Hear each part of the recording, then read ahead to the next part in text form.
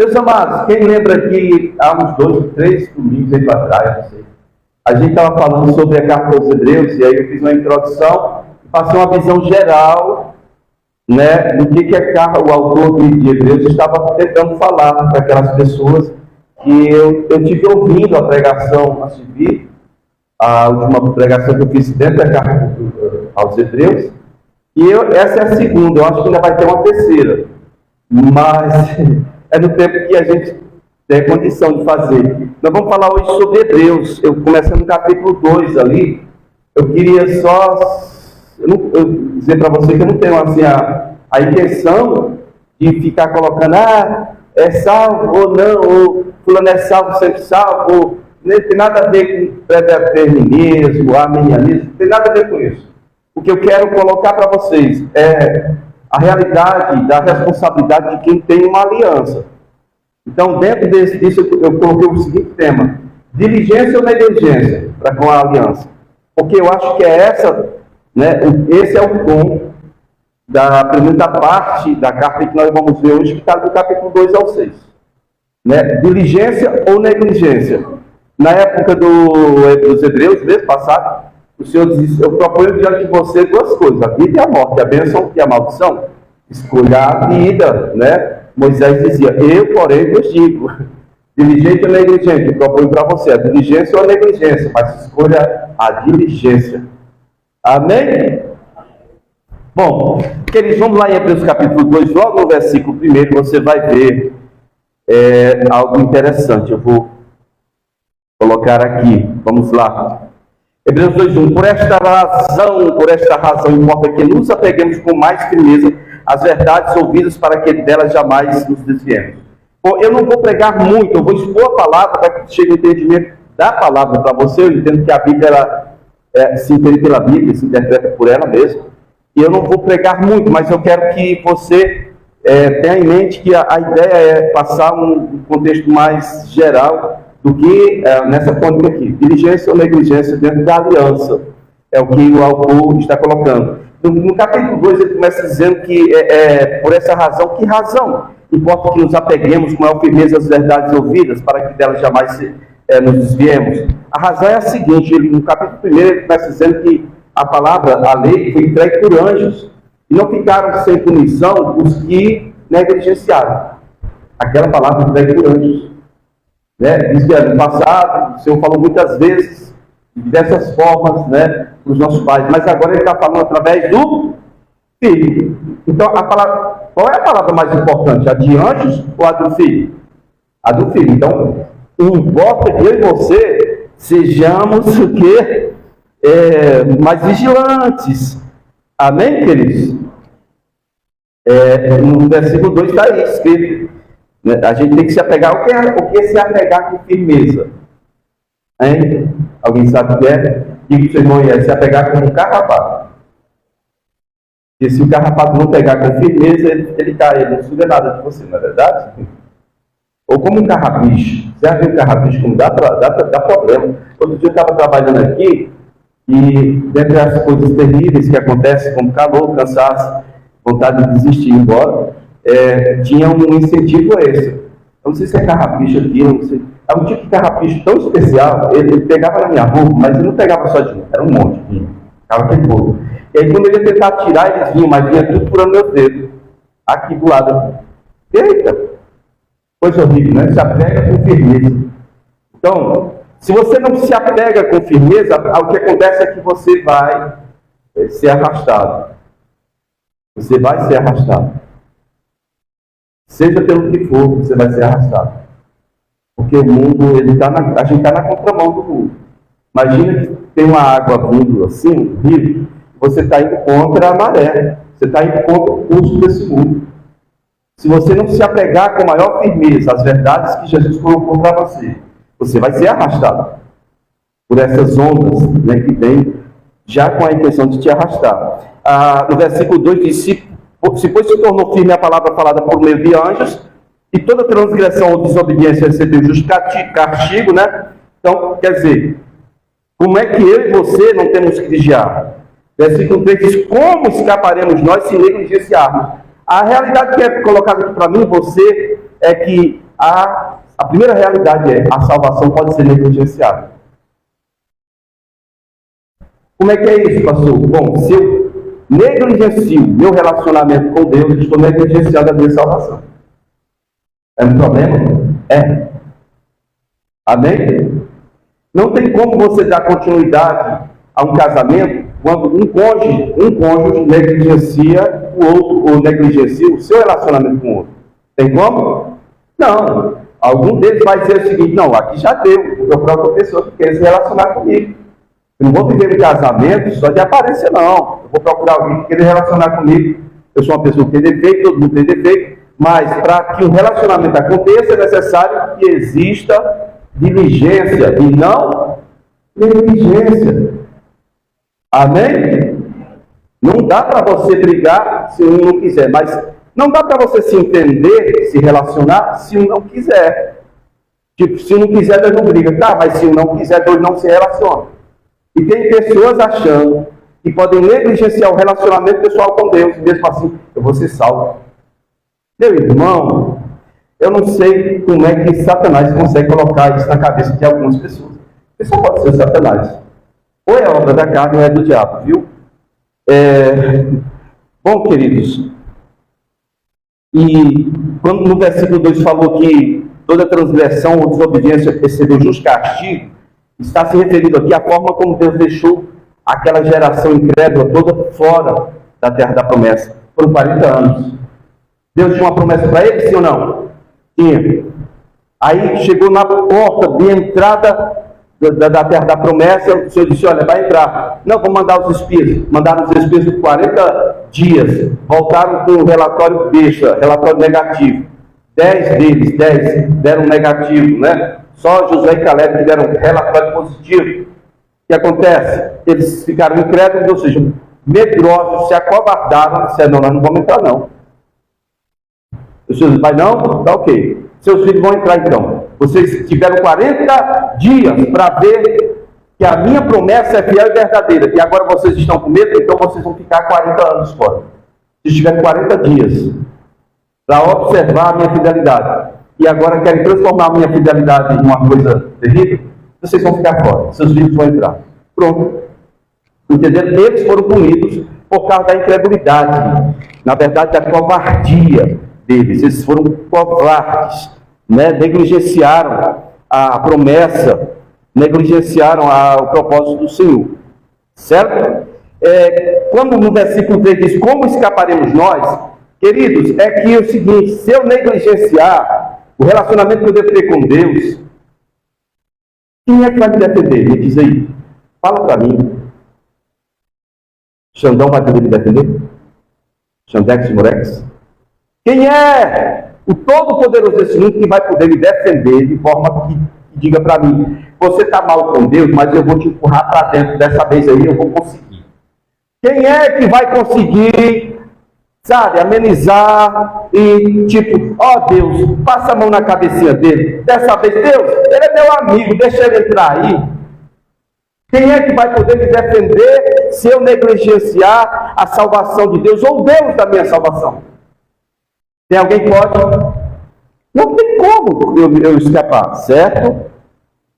Essa salvação já foi anunciada há muito tempo. Na verdade, a Bíblia existe a todo dia, do Gênesis e Apocalipse, centralizando Cristo por causa da salvação que Ele proveu para nós. Se não fosse isso, não precisava, né? E aí, quando você observa que na primeira aliança tudo era natural, mas na segunda é tudo espiritual, porque o primeiro Adão era da terra, o segundo Adão é do céu. Amém? E aí você vê que coisa interessante. Para o povo da primeira aliança foi prometido a terra. Para mim e você foi prometido o quê? O céu. Amém? Então você acha que o povo da primeira aliança, que era meramente natural, que foi punido, porque negligenciou. E aí a gente, não, vamos nos confiar na graça, porque a graça é outra coisa. Então, essa graça é uma libertinagem terrível. Tem nada a ver com graça de Deus, não. É a graça segundo o homem, né? Eu posso fazer o que eu quiser, eu posso ser o que eu quiser, mesmo assim o Senhor vai me empurrar para dentro do céu, eu não vou me perder de jeito nenhum. Certo? Então a questão é o seguinte, irmão: tanto na primeira quanto na segunda aliança, era Deus se relacionando com quem? Com o ser humano. Deus é perfeito? O homem é? Deus é todo poderoso? O homem é? Ué. Então vamos devagar para a gente entender. Os erros são similares, somos feitos da mesma matéria. Temos a tendência de irmos pelos mesmos caminhos. E temos a tendência de negligenciarmos da mesma forma que eles. Então, se você observar, lá, vamos dar um pulinho lá no versículo 10, por favor. Lá você vai ver que tem um tipo de sofrimento que aperfeiçoa cada um de nós. Aperfeiçoa para a salvação que o Senhor propôs. Um tipo de sofrimento que nos aperfeiçoa para vivermos o propósito de Deus. Quem nunca sofreu aí? Agora, quem já passou por qualquer tipo de sofrimento, faz assim para mim. Mas qualquer tipo de sofrimento não é o que eu estou falando aqui, preste atenção. Eu vou falar em um tipo de sofrimento que nos aperfeiçoa para a salvação.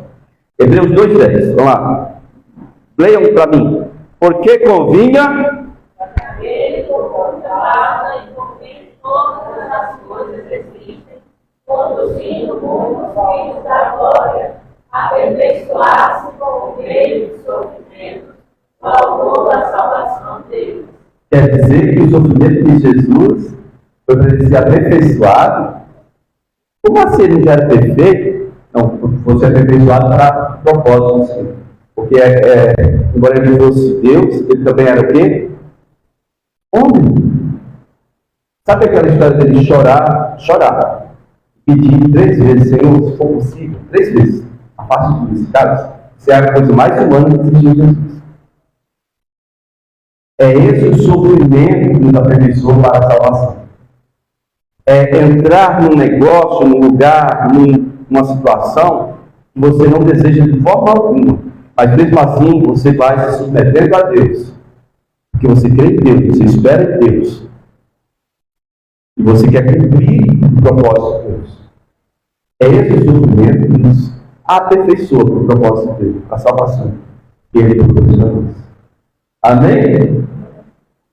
Muitas vezes nós não queremos passar esse sofrimento.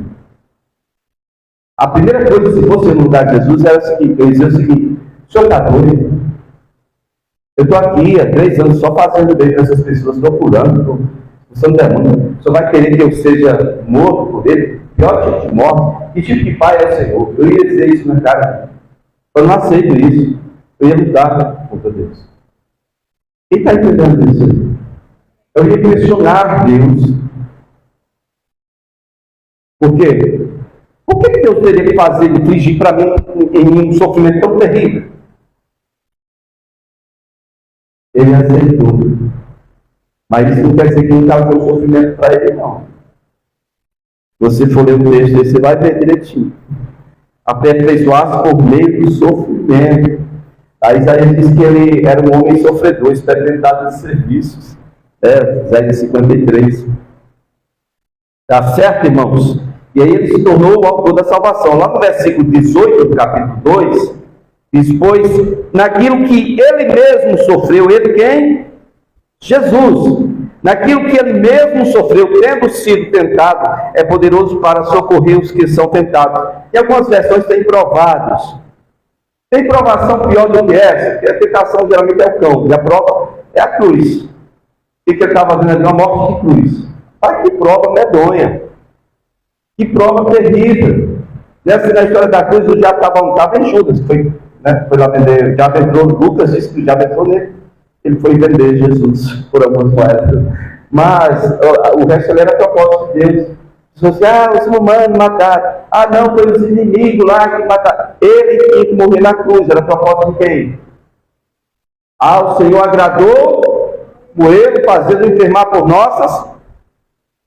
Quem foi que matou Jesus? O amor de Deus. Ele sentiu por nós. Por nosso pecado. Todos estão compreendendo? Então dá um pulinho agora no capítulo 3, versículo 5. Diz que Moisés era fiel em toda a casa de Deus como servo, para testemunho das coisas que haviam de ser anunciadas. Versículo 6. Cristo, porém, como filho, Moisés servo, Cristo como filho em sua casa, a qual casa somos nós. O que diz aí no final, irmãos?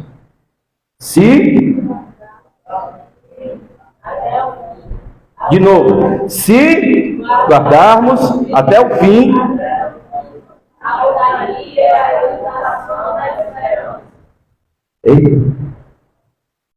é uma condição, irmãos? Se guardarmos firmes, você tem que se apegar com a firmeza, que é o primeiro ponto. Segundo ponto, você tem que continuar com essa mesma firmeza até o fim. Porque é como quem está realmente dentro de uma correnteza, de um rio. Se você deu uma canha, se solta só uma mão, pronto, a água vai te levar. Vocês estão entendendo? Quem está entendendo essa história? Não é só se apegar com firmeza, é manter a firmeza. Amém? Versículo 6 diz: se guardarmos firmes até o fim, a ousadia e a exultação da esperança. O que é isso? Ousadia e exultação da esperança na promessa que foi feita, irmãos. Eles tinham uma promessa de entrar na terra, mas eles puxaram na hora que chegou o relatório. Peraí, tem o quê? Tem gigante. Nós olhamos para ele, nós nos sentimos uns gafanhotos. E quando eles olhavam para nós também, eles sentiam que nós éramos uns gafanhotos. Puxaram, acabou a exultação da esperança aí na hora. Vocês estão entendendo? A ousadia acabou na hora. Quem é que vai encarar gigante, rapaz? Está doido? Não, eu não vou não. Covardou na hora. Então, aquela esperança se tornou em medo. Aquela fé se tornou em medo. Sabe? Começaram a dizer, não, nos trouxeram aqui para a gente morrer. Não é o deserto vai nos matar, agora esses gigantes aí. Guardar a mesma ousadia seria guardar a mesma fé. E você e eu temos que ser ousados para crer, né? Temos que ser valentes para tomar posse da terra que foi prometida. Hoje existe uma terra que foi prometida para nós, lugar de descanso. É um negócio que Jesus chamou de vida abundante. Amém? Mas isso não vai acontecer se você passa por uma guerra. Mas Jesus é o rei da paz. Você está falando em guerra? Sim. A Bíblia fala em guerra, fala em você fazer morrer a sua natureza terrena. Ou você aceita a ideia da cruz, de morte, que está escrito que quem morreu está justificado, mas quem está vivo, não, seus pecados estão sobre si. Quem está entendendo essa história? Enquanto você está vivo, seus pecados estão sobre si.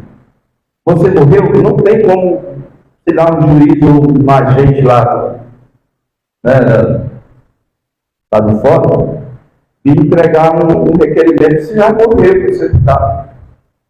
A única forma que você seja justificado é assim, tem que morrer na sepultura. Sem isso, você nem vai ter o meio de entrar nele. Amém, queridos? Então, mas isso não vai acontecer sem que haja uma guerra. Despojar o velho homem é você vencer ele em guerra. Despojar, aí Paulo fala muito bem disso aí. Depois você procura lá essa palavra despojar nas cartas de Paulo, você vai ver só. Certo? Nessa luta contra o pecado. Na vossa luta contra o pecado, não tendo resistido até o sangue.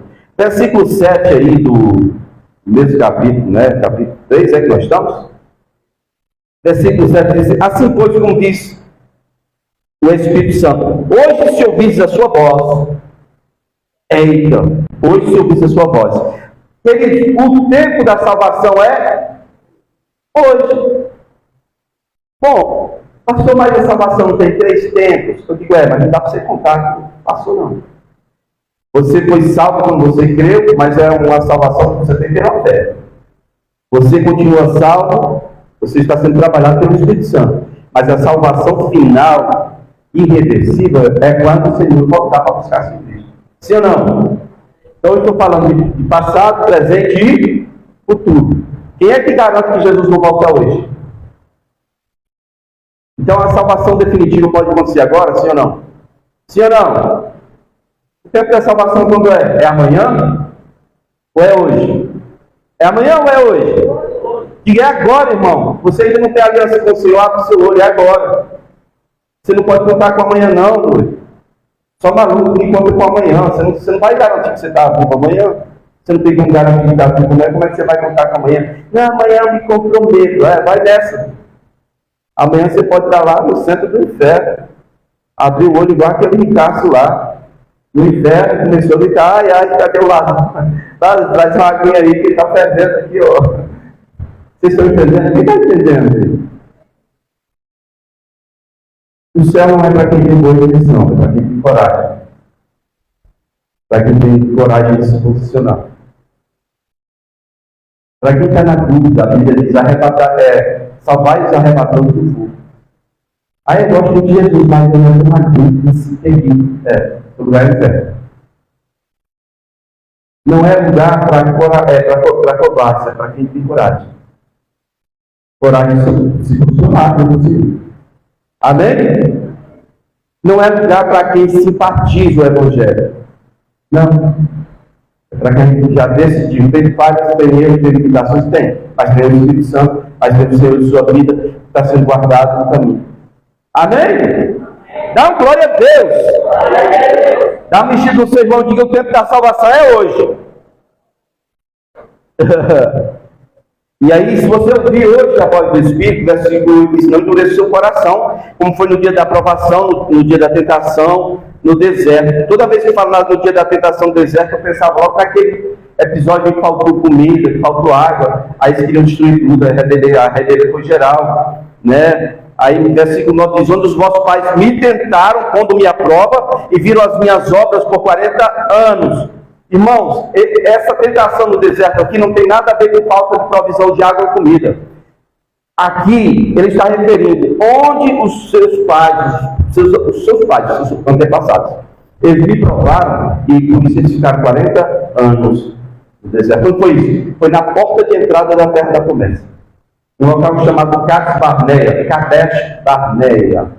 Ainda até hoje tem lá na fronteira, Israel, Península do Sinai, para baixo, Israel, Kadesh Barneia. Pode procurar no mapa. Foi lá onde eles receberam esse decreto de Deus. Vocês não entram mais, acabou.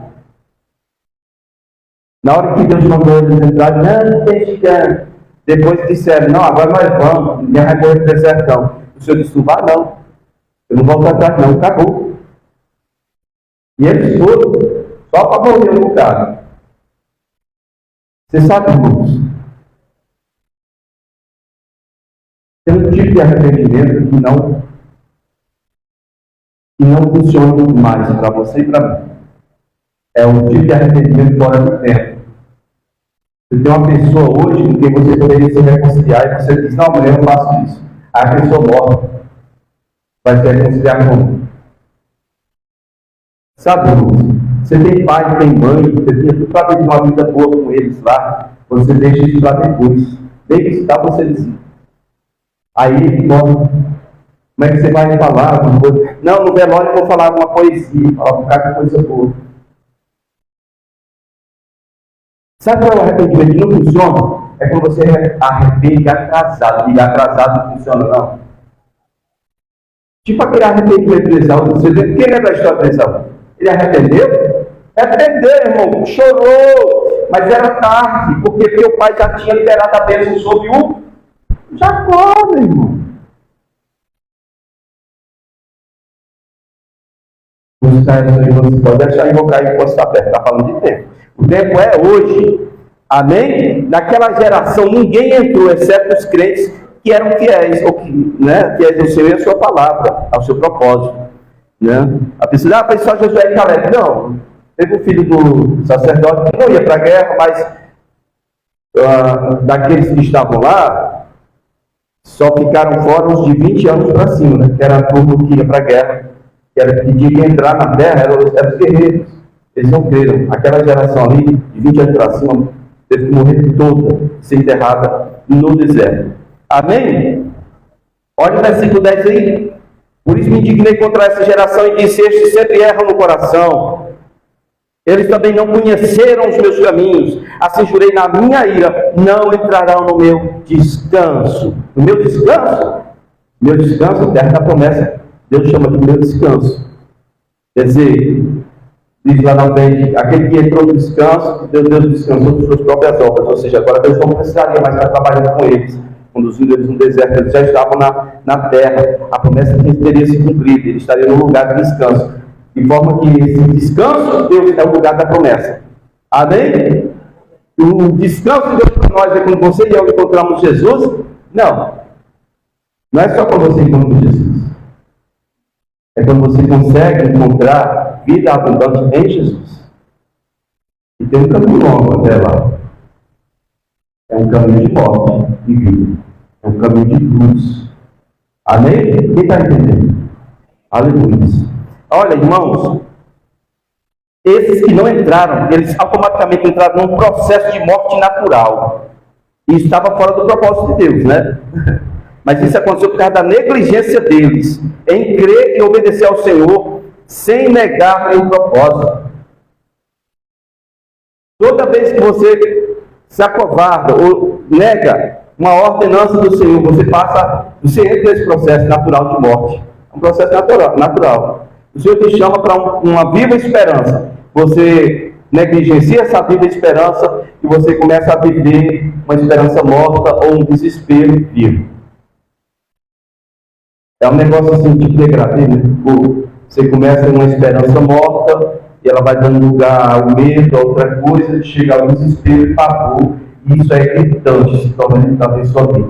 E aí você fica confuso, porque você é uma pessoa que serve a Deus, está no nome do Senhor, está em aliança, e mas está vivendo uma coisa que não é a vida do Senhor.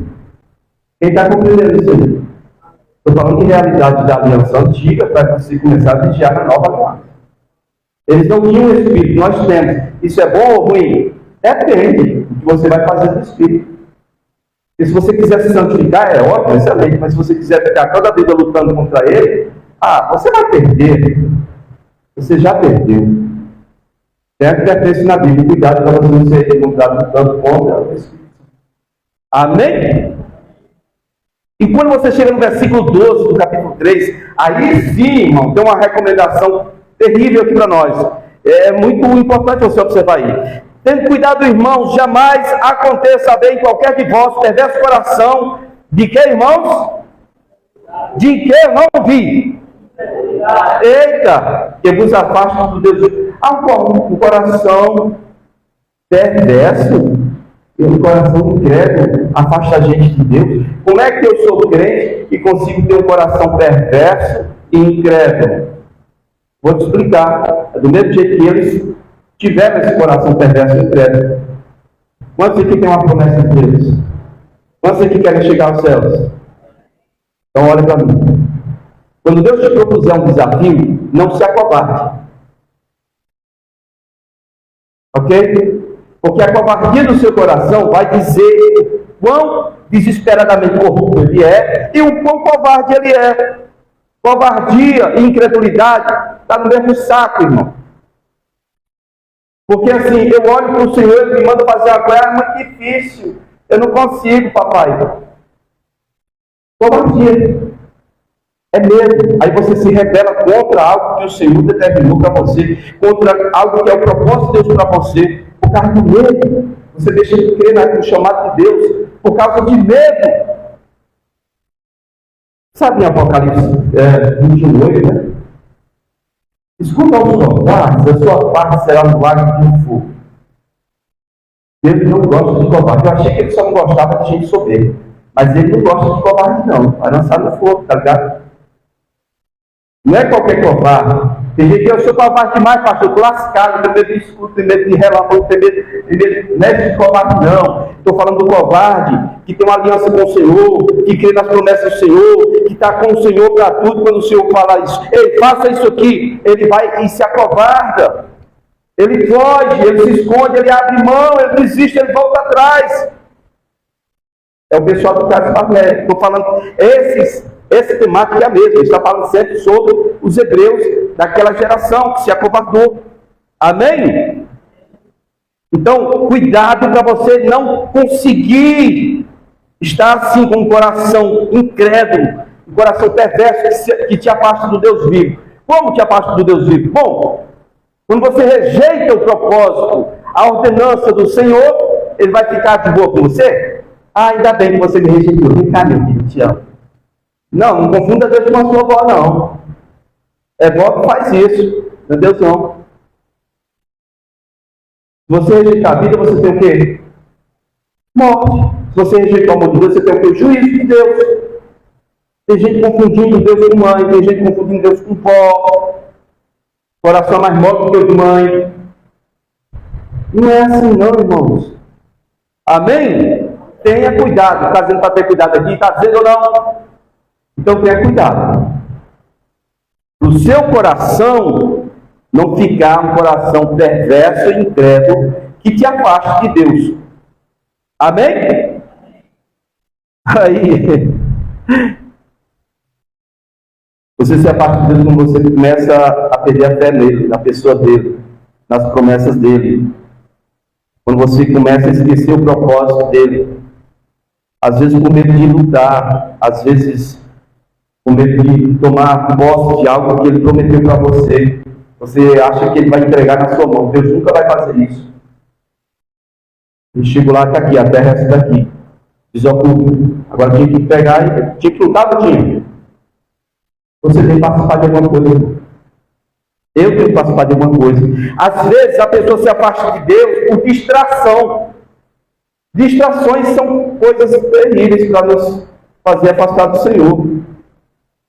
O tempo da gente se vai e de repente, o que eu fiz? Nada. Fiquei distraído. Às vezes é só por inação, ou seja, você não tem ação nenhuma, você fica. Quer ficar vazio. E às vezes, porque você tem muitas coisas para fazer, muitas ações, muitas ocupações, tem muita coisa para você resolver. Você esquece o propósito, promessa, esquece um monte de coisa. Queridos, e aí às vezes a pessoa começa a viver totalmente independente do Senhor. E da boca dos dentes para fora, a gente diz, eu me abençoa, do barco, aleluia, mas de coração. Essa pessoa já está negligenciando a presença de Deus na vida dele. Como é que ele vai negligenciar a palavra? Se eu negligencio o próprio Deus, como é que eu não vou negligenciar a palavra dele? Quem está entendendo, dá glória a Deus! Vamos mais um pouquinho. Fica com raiva não. Ainda não chegou no ponto de você ter raiva não. Veja. Às vezes o que te distancia de Deus é o cansaço da vida que pega a gente. Quem é que nunca se sentiu cansado aí? Exausto? Não quer mais nada. Cansei. Cansaço. Você acha que aquele povo do deserto não cansava, não? Olha, eles chegaram a dizer o seguinte: eu estou cansado, eu não quero mais nem ver esse maná. Eu acho que a fome é menos ruim que esse maná. Só maná, velho, 40 anos.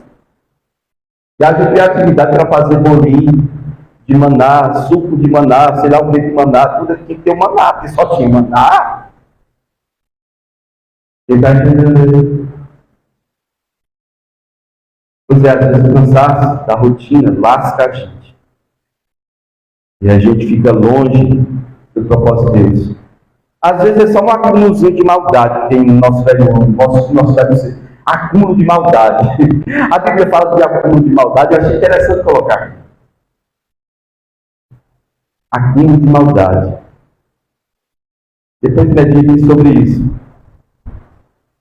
Aquela carnalidadezinha que se manifesta em coisas pequenas. Você acha que ainda está sendo espiritual porque você só tem coisas pequenas. Acúmulo de maldade, é isso. Você vai acumulando aquelas coisinhas que não tem nada a ver com a propósito de Deus, com o Espírito de Deus. Outra coisa que te afasta de Deus, ele não gosta que eu falei ali, não é só, no caso aqui, o covarde, não. O soberbo, né? A soberba. Pastor, mas eu não sou soberbo. Nunca fui soberbo. Eu acho que todos nós somos soberbos. O que diferencia a minha soberba da sua é só a questão do nível. Toda vez que você se diz assim, eu sou capaz. Não lembra, necessita Deus. Você é soberbo. Você é capaz de puxar o oxigênio para dentro, ó. Mas você é capaz de produzir oxigênio para você? Jeremias diz, maldito homem, e está confiando que ele pode fazer isso. Então, foram missionários, ou seja, ele pode produzir o oxigênio, ele pode existir por si mesmo, dependente de Deus, Criou. Tem algumas pessoas que fazem isso. Começa a andar com Deus e simplesmente, não, eu estava indo bem, mas não vou mais não, eu vou seguir meu caminho sozinho. Irmãos, uma realidade triste. Tem muita gente que vai dizer que está traída nessa condição, né? As pessoas ficam chocadas quando eu falo, mas eu falo para divertir, porque eu não sou covarde. As pessoas que conheceram o caminho, pessoas que eu vou dizer, atenção aí, pessoas que estavam na presença do Senhor, se evadiram, né? Se evadiram, se acovardaram, seja pelos motivos que forem, vocês estão muito pior que qualquer prostituta, ladrão, povo que existe nessa nação. O Senhor diz, não é a palavra.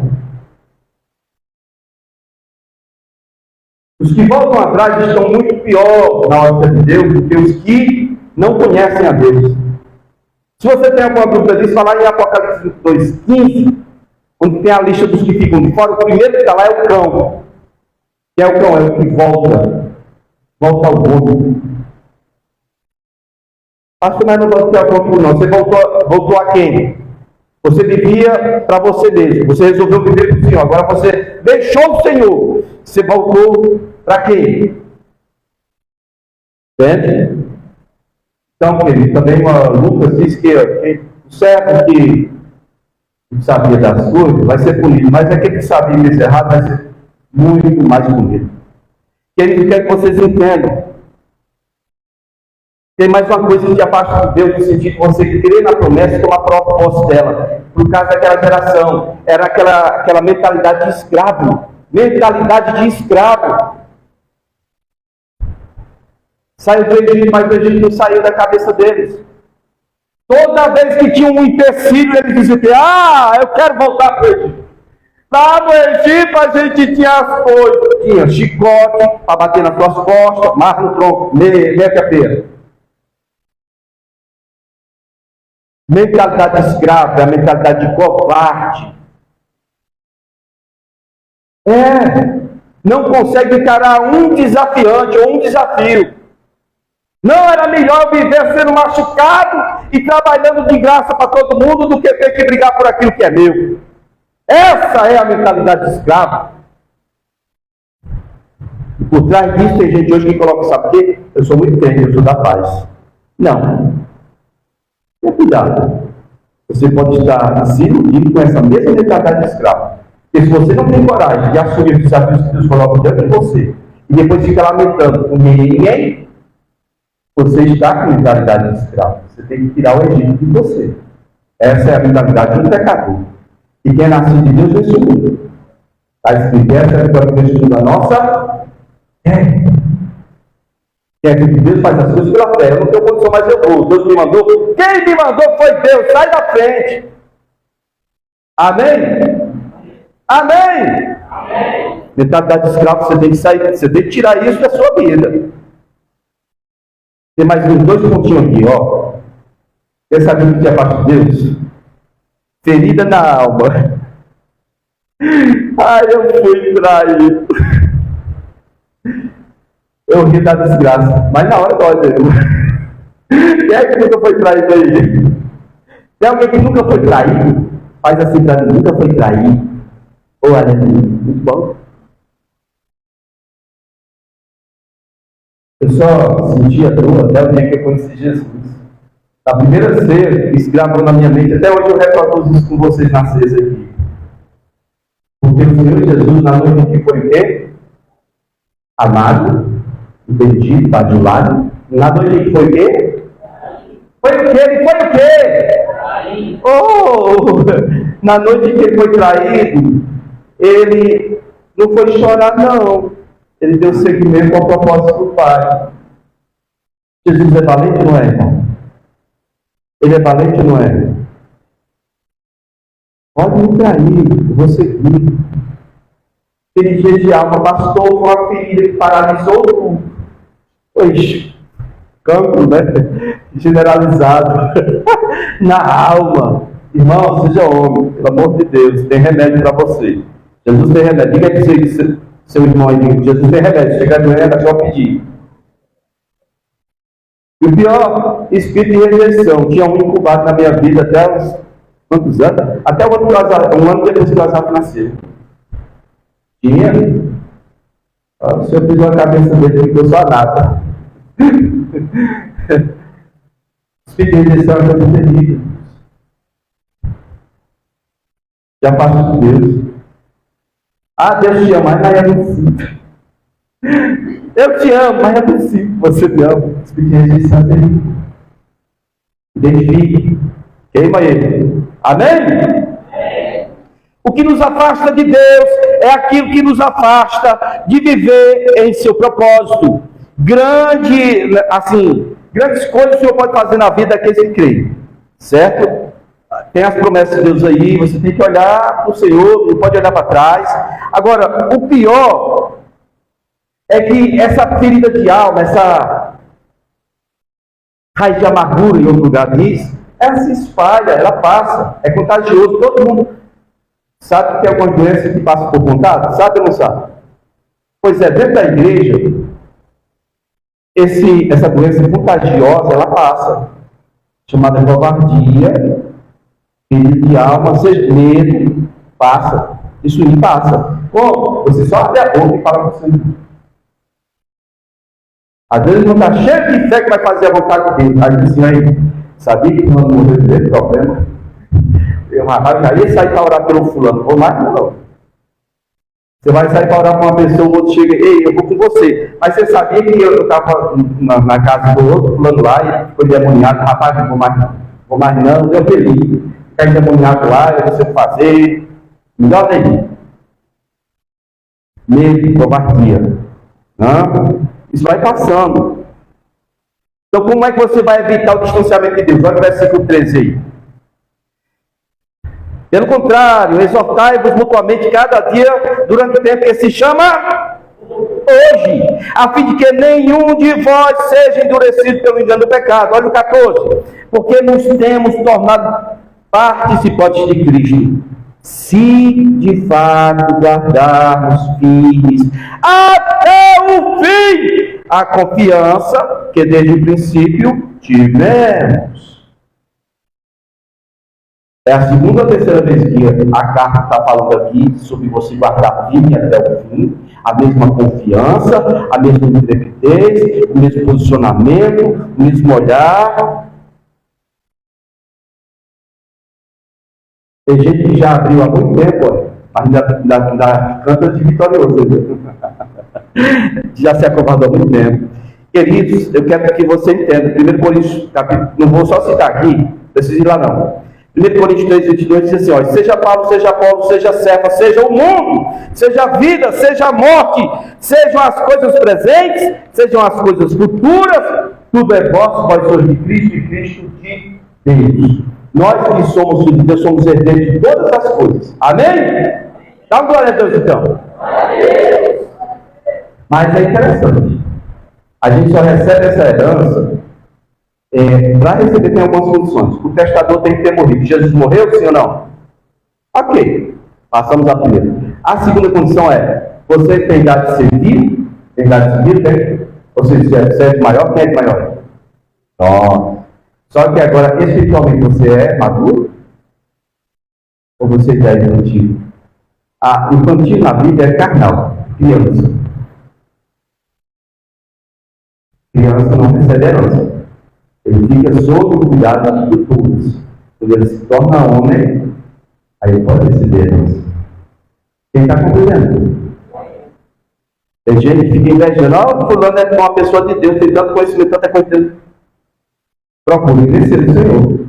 Mas você não depende de mim, depende de você, das suas escolhas, da sua busca pessoal, do seu relacionamento pessoal com Ele. Depende só disso. Pensa que é igual no pé de banana que você coloca naturalmente e vai. Não. Se você deixar assim naturalmente, você vai se arrastar para o buraco. Porque tem um mundo, a carne e o diabo vai te arrastar para lá. Amém? Bom, que confiança você tem que manter? Né? Que declaração você tem que manter? Em outro lugar, a confiança aparece como ousadia, né? Em outro lugar.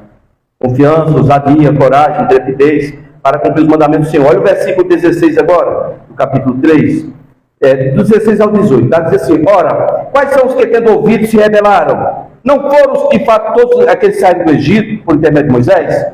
E contra quem se indignou por 40 anos?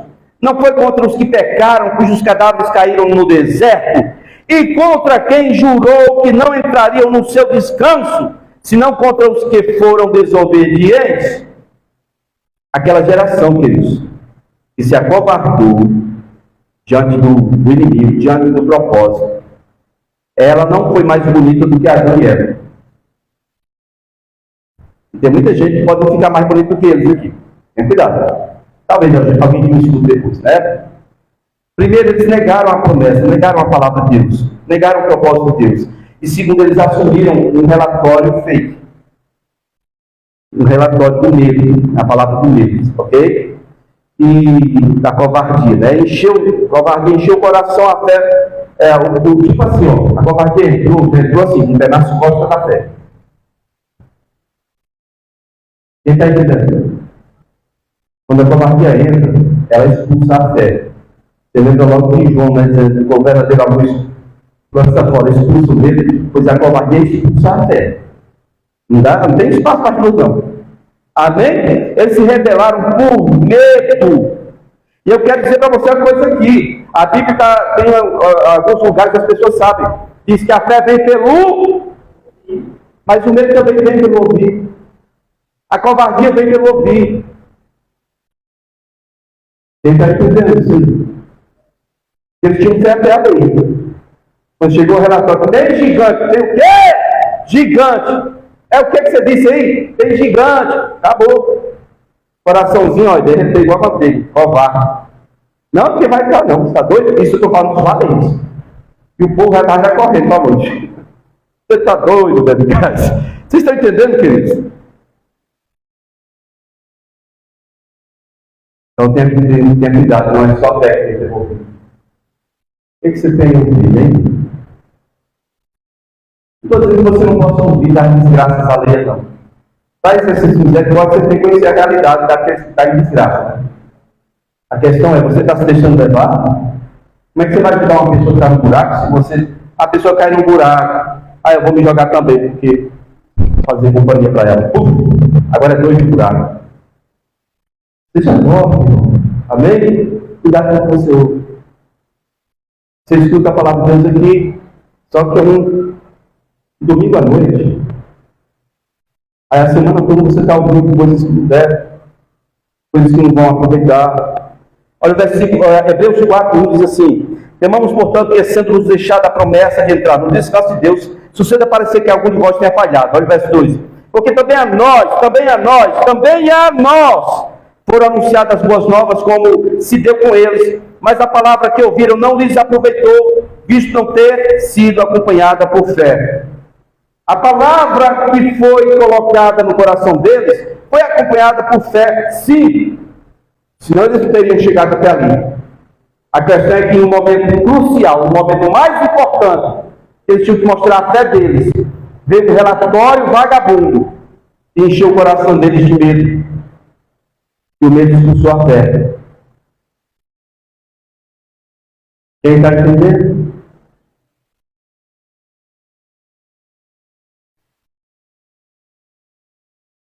Sabe o primeiro casal que eu citei aqui? Deus falou, não come não, você vai morrer. Aquela árvore ali, ó. Satanás falou o quê? Come sim, você vai ficar igual a ele, sabendo das coisas. Foi assim que aconteceu? Eles desconsideraram a palavra de Deus, sim ou não? Sim ou não? O problema do covarde é que, da mesma forma que você escuta a palavra de Deus e se posiciona para ser atirado pela palavra de Deus, quando você ouve a palavra do medo, você é tirado dessa posição e é colocado em outra posição que é contrária ao que Deus definiu e determinou para você. É esse o problema. Olha o versículo 3, para a gente, estou pertinho já. Olha, versículo 3 diz: nós, porém, que cremos, estamos no descanso, entramos no descanso. Conforme Deus tem dito, assim jurei na minha ira, não entraram no descanso, embora certamente as obras estivessem concluídas desde a fundação do mundo. Entrar no descanso é entrar na posse da terra. Qual é a sua terra da promessa? Qual é a sua terra da promessa, irmãos? As pessoas falam em vida eterna e se negam a falar em vida abundante. Sabe por quê? Porque todo mundo vai conversar sobre as derrotas, desgraças, as frustrações. Aí alguém vai dizer, é assim mesmo, no céu nós vamos ter vida eterna com Jesus. Foi só isso que Jesus prometeu para você, irmão? Ei, foi só isso que ele prometeu, vida eterna? A promessa foi, e essa é a promessa que ele nos fez, a vida eterna. Mas o propósito, que é maior do que a promessa, ele diz, o ladrão não vem senão para roubar, matar e destruir. Eu vim para que tenham e vida abundante. A promessa, você vai ter vida eterna. Propósito, qual é o propósito? Tenha a vida abundante. Vida eterna está prometido. Vida abundante é uma conquista. É um propósito de Deus. Você e eu temos que correr atrás disso. É a nossa terra da promessa. Duas palavras em trocadilho que aparecem muito aqui é incredulidade e também desobediência. A incredulidade da desobediência é a intrepidez da fé daqueles que se sujeitam ao Senhor, como Jesus. O cara mais valente que eu conheço.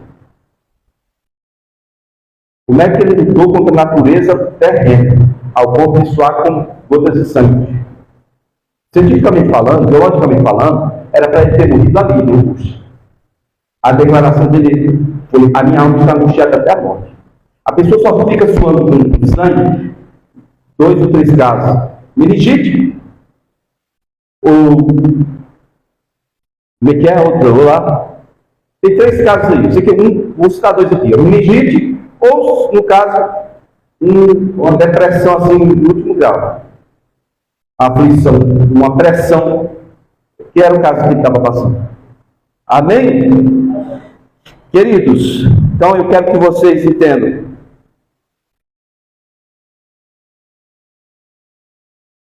Jesus nos resgatou do medo. Lá em Hebreus, lá no capítulo 2, lá do versículo 14, diz, visto pois que os filhos têm participação comum na carne e sangue, deixe também ele igualmente participou para que, por sua morte, destruísse aquele que tem o poder da morte, a saber, o diabo, e livrasse todos que, pelo pavor da morte, estavam sujeitos à escravidão por toda a vida, escravidão, medo.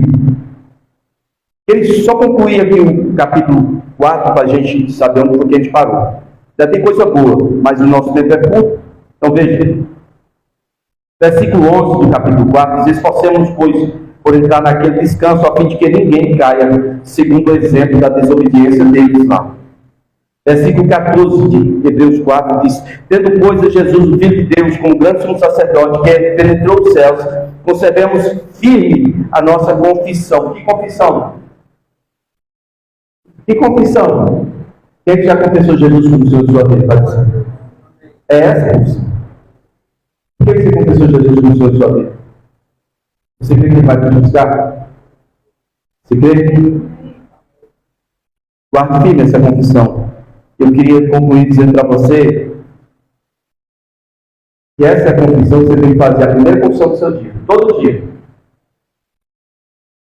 Quer brincar de viver pecando, falando ou fazendo coisas que deve? É a primeira declaração do dia. Abriu o olho, não deixa nada, não. Você estava dormindo, mas crê no que eu estou dizendo. Muitas vezes, quando você acorda, parece que já tem alguma coisa ali na sua cabeça para te desviar daquilo que é Deus. Né? Em relação a Deus. Faça a sua declaração de fé logo de manhã. Declare, eu sou filho de Deus, gravado em mim pelo sangue de Jesus, estou vivendo hoje o propósito de Deus, e tem coisa boa para mim nesse dia aí. O Senhor, meu Deus, cuida de mim. Amém? Faça a sua declaração de fé. Termine o capítulo 4, dizendo no verso 16, cheguemos-nos, portanto, confiadamente, junto ao trono da graça, a fim de recebermos misericórdia e acharmos graça para socorro em ocasião oportuna. Como assim? Temos que chegar para alcançar misericórdia? Não, pastor, já alcancei misericórdia, raça salvo. Não, aqui é o seguinte, está falando, para concluir, para você entender. Quem é crente de verdade? Levanta a mão e dá um glória. Tem pouca gente crente aqui. Quem é crente de verdade? Dá um glória a Deus. Ó, a amiga dá um gladinho. Bom, você é crente de verdade? Você nunca pega? Você nunca é. Você é perfeito? Não. Mas não está no seu coração viver uma vida de pecado, não é verdade? Então nós estamos baseando aqui, receber misericórdia, diante do trono da graça, não está escrito na carta de João, a segunda. Pedimos essas coisas escritas aqui, não pequeis. Se todavia alguém erra algo, se todavia alguém pecar, nós temos um advogado, ao lado do Pai. Quem é que está ao lado do Pai? Ele é a propiciação pelos nossos pecados, não só pelos nossos, mas pelo mundo inteiro. E é assim que nós encontramos misericórdia pelos nossos pecados. Amém? Porque se dissermos que não temos pecado, nós estamos nos enganando, fazendo de Deus mentiroso. Mas se confessarmos os nossos pecados, Ele a gente pode nos perdoar os pecados e nos purificar de toda justiça. Amém? Todos compreenderam aqui? Eu queria ir até o 6, mas não deu. Na próxima a gente pega do capítulo 5 e 7, tá bom? Vamos ficar de pé e vamos orar? Em nome de Jesus.